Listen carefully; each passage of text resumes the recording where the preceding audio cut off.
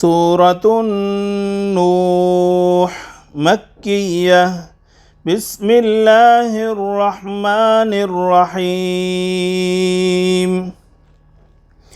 إنا أرسلنا نوحا إلى قومه أن أنذر قومك من قبل أن يأتيهم عذاب أليم.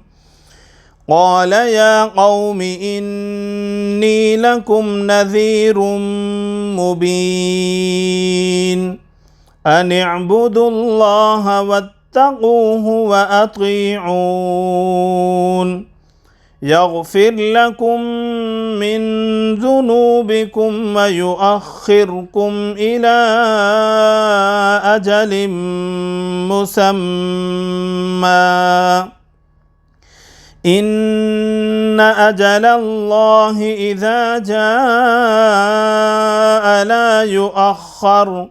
لو كنتم تعلمون. قال رب إني دعوت قومي ليلا ونهارا فلم يزدهم دعائي إلا فرارا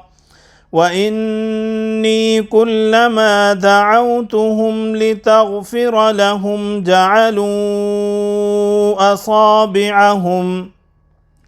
أصابعهم في آذانهم واستغشوا ثيابهم وأصروا واستكبروا استكبارا ثم إني دعوتهم جهارا ثم إني أعلنت لهم وأسررت لهم إسرارا فقلت استغفروا ربكم إنه كان غفارا يرسل السماء عليكم مدرارا ويمددكم بأموال وبنين ويجعل لكم جنات ويجعل لكم أنهارا ما لكم لا ترجون لله وقارا وقد خلقكم أطوارا ألم تروا كيف خلق الله 7 سماوات طباقا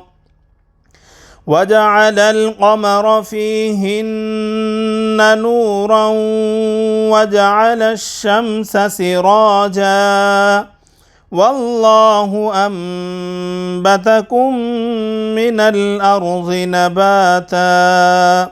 ثم يعيدكم فيها ويخرجكم إخراجا والله جعل لكم الأرض بساطا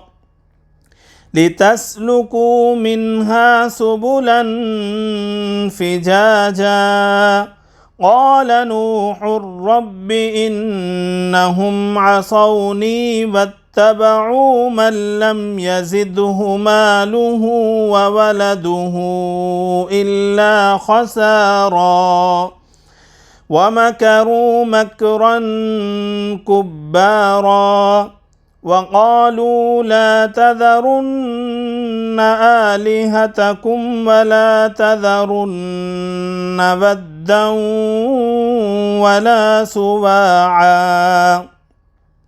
ولا سواعا ولا يغوث ويعوق ونسرا وقد أضلوا كثيرا ولا تزد الظالمين إلا ضلالا مما خطيئاتهم أغرقوا فأدخلوا نارا فلم يجدوا لهم من دون الله أنصارا وقال نوح رب لا تذر على الأرض من الكافرين ديارا إنك إن تذرهم يضلوا عبادك ولا يلدوا إلا فاجرا كفارا رب اغفر لي ولوالدي ولمن دخل بيتي مؤمنا وللمؤمنين والمؤمنات ولا تزد الظالمين إلا تبارا صدق الله العظيم.